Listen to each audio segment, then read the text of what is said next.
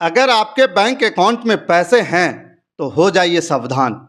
आप भी हो सकते हैं अरेस्ट। आप अपने घर में रहिएगा और आपको कैद कर लिया जाएगा। पुलिस की टीम आपको खोज रही है, जो आपको आपके ही घर में गिरफ्तार कर लेगी। डिजिटल तरीके से आप गिरफ्तार हो सकते हैं। बस आपको एक फ़ोन कॉल आएगा और आपके बैंक खाते में जो जमा राशि है, जमा पूंजी है, वो लूट ली जाएगी। साइबर फ्रॉड आजकल एक नए तरीके से जो साइबर फ्रॉड कर रहे हैं वो तरीका जादू हो गया है।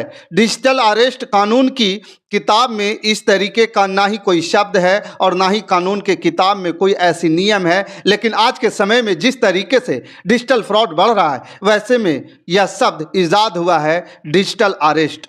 आप अपने परिवार के लोगों को यह बता दीजिएगा कि आप अरेस्ट हो सकते हैं। आपको खुद सबसे पहले बताया जाएगा कि आपको गिरफ्तार कर लिया गया। दरअसल आप सोच रहे होंगे कि आखिर ये चर्चा हम क्यों कर रहे हैं। चर्चा इसलिए कर रहे हैं क्योंकि आजकल सबसे ज़्यादा जो है डिजिटल फ्रॉड की घटनाएं बढ़ रही है। दरअसल हर हाथ में मोबाइल फ़ोन है। यूज़र मोबाइल फ़ोन का इस्तेमाल करता है, वह साइबर क्रिमिनल के निशाने पर है और आपको भी फ़ोन आ सकते हैं। हेलो, मैं पुलिस अधिकारी बोल रहा हूं। आपके खाते में गड़बड़ी है और आपको गिरफ्तार किया जाता है। फिर एक वीडियो कॉल आएगा और उस वीडियो कॉल में एक पुलिस की वर्दी में जो शख्स होगा वो आपको बताएगा कि आप अगले कुछ घंटों के लिए पूरी तरीके से गिरफ्तार हो चुके हैं। आपको अरेस्ट किया जाता है। अगर आपको बचना है तो बताया जा रहा है कि आप उसके अनुसार काम कर सबसे पहले आप अपना मोबाइल फ़ोन बंद करके दूसरे नंबर ले लें, किसी सुनसान या सुरक्षित जगह पर चले जाएं और इस घटना के बारे में किसी तीसरे को नहीं बताएं। और उसके बाद जालसाज फ्रॉड जो है आपके खाते से सारी महत्वपूर्ण जानकारियां जो है आपसे ले लेगा, साथ ही आपके बैंक बैलेंस में सेंधमारी कर लेंगे। ये जो सांकेतिक तस्वीर हम आपको दिखाने की कोशिश कर रहे हैं, दरअसल इसके पीछे का मकसद क्या है। बिहार के बेगूसराय में घटना घटी और अक्सर इस तरीके की घटना ज़्यादा पढ़े लिखे लोगों के साथ होता है या वैसे लोगों के साथ हो जाए जिनके मोबाइल या साइबर अपराध के बारे में कम जानकारी होती है।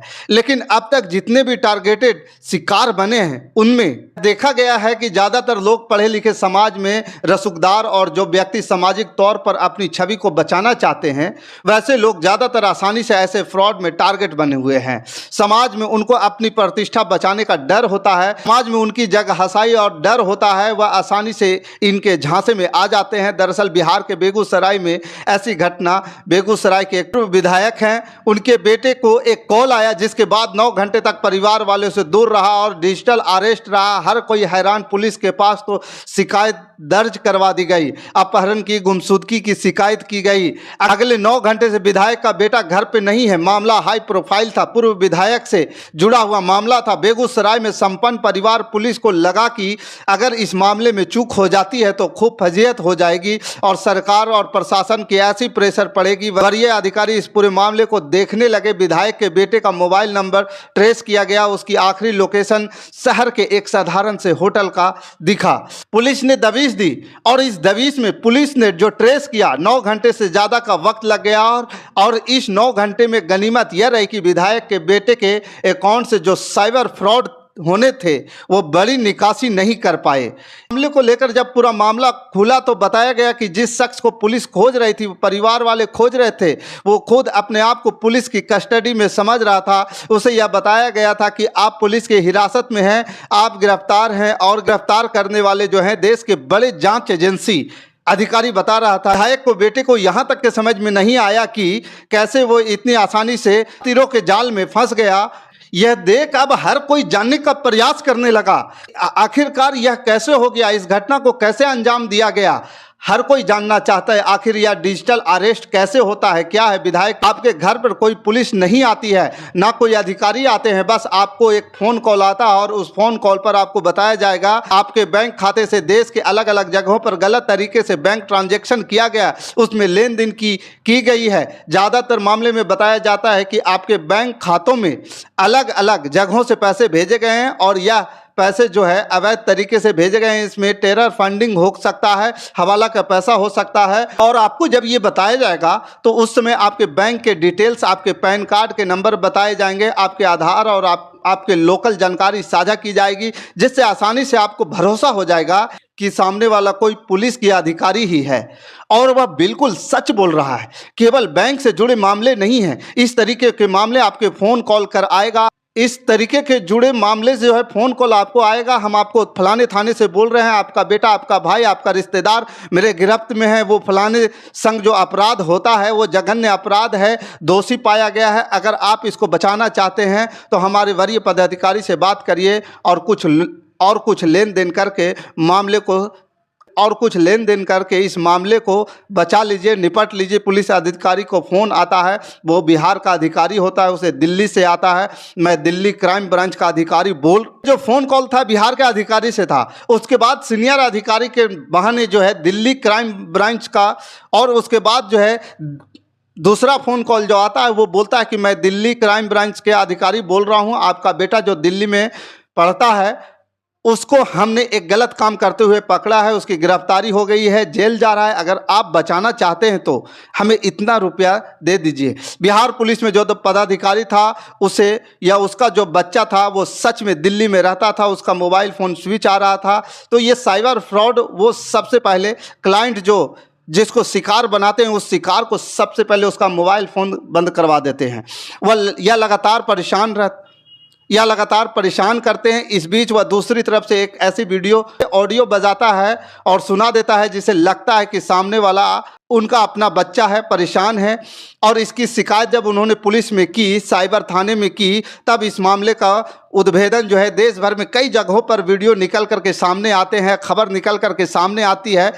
और इतने सारे कारनामे होने के बाद सामने सब कुछ खुलता है। जब सच खुलता है तो पता चलता है कि आपके साथ तो फ्रॉड हो गया। ठीक उसी प्रकार बिहार के पूर्व विधायक के साथ भी इसी तरीके का हुआ। विधायक के बेटे को फ़ोन कॉल किया गया, कहा गया कि आपके बैंक खाते में देश के अलग अलग हिस्से से पैसे भेजे गए हैं जो इलीगल हैं। आप ईडी सीबीआई जैसी बड़ी एजेंसी होती है उसके रडार पर हैं। अगर आपको बचना है तो आप हमारे वरीय अधिकारी से बात करिए। व्यक्ति का जो है वीडियो कॉल आता है और कहता है कि मैं फलाना अधिकारी हूँ, फलाने विभाग से, आप अपने आप को सुरक्षित रखना चाहते हैं तो सुरक्षित होटल में जाकर के रख लीजिए अपने आप को, अपना मोबाइल फ़ोन बंद कर लीजिए और आप एक दूसरा नंबर लीजिए। फिर विधायक के बेटे को कहा जाता है कि आप दूसरा फ़ोन खरीदिए। विधायक के बेटा जो है दूसरा फ़ोन खरीदते हैं, नंबर चालू कर लेते हैं और फिर जो यह लोग होते हैं साइबर फ्रॉड अपराधी क्रिमिनल जिसको हम बोलते हैं, या उस नंबर पर उससे बातचीत करना शुरू कर देते हैं। इस बीच घर वाले को संदेह होता है कि उनका बेटा दोपहर में खाना खाने नहीं आता है। जो इनकी शिकायत वो कर देते हैं। मामला हाई प्रोफाइल था, पुलिस भी एक्टिव होती है और पूरे मामले की तफ्तीश जो है शुरू हो जाता है। और विधायक के बेटे जो हैं उनके आखिरी लोकेशन पर जो है देखा गया कि एक होटल का है बेगूसराय के अंदर, जहां रेड की गई तो विधायक का बेटा सकुशल बरामद मिला। वह रूम में कैद था और जब उससे पूछा गया कि वो यहाँ क्या कर रहा था तो उसने सारी आप बीती बात जो है बताई। उसके बाद सबको एहसास हुआ कि वो ठगा जा चुका है। हालांकि बाद में उसके बैंक खाते की जो है जांच की गई तो गनीमत रही कि जो अपराधी हैं वो बैंक खाते से किसी बड़े ट्रांजैक्शन करने में सफल नहीं हो पाए थे, क्योंकि उनको वक्त नहीं मिल पाया था। मोबाइल खरीदने और नया सिम लेकर नंबर चालू करने में जो वक्त लगा, इसी का फ़ायदा उठाते हुए विधायक के बेटे जो हैं बच गए और पुलिस वहां तक पहुंच गई। लेकिन सोचिए आप और हम क्या करते हैं, कोई अननोन कॉल आता, अनजान कॉल आता है और हम उस व्यक्ति के ऊपर इतना भरोसा कर लेते हैं और डर और सहम जाते हैं कि पुलिस के पास जाते ही नहीं हैं। आपको अब सचेत रहना है। आपको क्या करना है, किस तरीके का फ़ोन कॉल आता है तो सबसे पहले आप नज़दीकी थाने में इस बात की जानकारी दें, पुख्ता करें कि आपके परिवार के जो सदस्य हैं, जो शख्स हैं, वो क्या सच में किसी मुसीबत में है या नहीं। अगर है तो आप जो है लोकल पुलिस से मदद मांगिए। अगर आप नहीं है तो लोकल पुलिस में इस बात की शिकायत करिए, वरना आपके बैंक खाते से आपके घर में रखे जमा पूंजी में बड़ी सेंधमारी हो जाएगी। आपका परिवार जो भी सदस्य है जो आपके साथ निशाने पर होंगे वो डिजिटल अरेस्ट हो जाएंगे, खुद को अपने ही घर में कैद करके उनको गिरफ्तार समझेंगे, जिसमें ना किसी जांच एजेंसी का हाथ होगा और ना ही किसी बाहर के पुलिस वाले का हाथ होगा। लेकिन आप पुलिस और जांच एजेंसी के नाम पर डर जाते हैं, सहम जाते हैं। इस तरीके के जो शिकार हैं उनके जाल में आसानी से फंस जाते हैं। हमें सावधान रहना है। अगर हम मोबाइल फ़ोन का इस्तेमाल करते हैं, मोबाइल फ़ोन से बैंक का खाता अपडेट है, लिंक है, तो हमें ज़्यादा सावधान होना ज़रूरी है। हमें किसी भी अननोन कॉल पे, चाहे वो बैंक के अधिकारी बनकर फ़ोन करे या फिर कोई पुलिस बन कर के फ़ोन करे या कोई मित्र बन कर के फ़ोन करे या किसी विभाग के अधिकारी है, आरबीआई से हूँ, बैंक से हूँ, उन सब के पर भरोसा करने की ज़रूरत नहीं है। आपको मोबाइल फ़ोन और अपने खाते की कोई भी गोपनीयता उनके साथ साझा नहीं करना है, चाहे वो सामने से कोई भी डिटेल्स आपकी क्यों न बताए। जैसे कि कई बार ऐसा होता है कि आपके आधार कार्ड का नंबर बताएगा और पैन कार्ड का नंबर बताएंगे, आपके बैंक खाते का नंबर बताएंगे। ऐसे में हमें स्थानीय ब्रांच में जा कर के इसकी शिकायत करनी होगी। अगर आपके ब्रांच मैनेजर को या ब्रांच वाले लोगों की ज़रूरत होगी तो आपको बुला करके, ब्रांच में बुला करके वो डिटेल्स ले लेंगे, फ़ोन पे कोई डिटेल्स नहीं लेंगे। आरबीआई की गाइडलाइन है और भारत सरकार ने भी इस तरीके के अपराध को रोकने के लिए कई तरीके के एहतियात कदम भी उठाया है और इस तरीके के लोगों को भी सचेत किया जा रहा है। यह बात केवल एक विधायक के बेटे की नहीं है, बल्कि बात ये देश भर में बढ़ते अपराध को, साइबर अपराध में जो शिकार हो रहे हैं उन लोगों की है। और कहीं ना कहीं इस अपराध में भविष्य में आप भी शिकार हो सकते हैं। जो डिजिटल जो अपराध है, डिजिटल फ्रॉड है, डिजिटल अरेस्ट जिनके हम बात कर रहे हैं, जो कानून के किताब में नहीं है, ना ही कोई शब्द बने हैं और ना ही इसको लेकर के संविधान में कोई मान्यता दी गई है, लेकिन यह डिजिटल अरेस्ट प्रचलन में है। ये नए शब्द ईजाद हुआ है क्योंकि हम और आप इसके लिए आए दिन शिकार हो रहे हैं। तो इस बात को समझिए और सावधान रहिए और देखते रहें जोश न्यूज़। बाकी हमारे साथ बने रहने के लिए धन्यवाद। जय हिंद, जय भारत।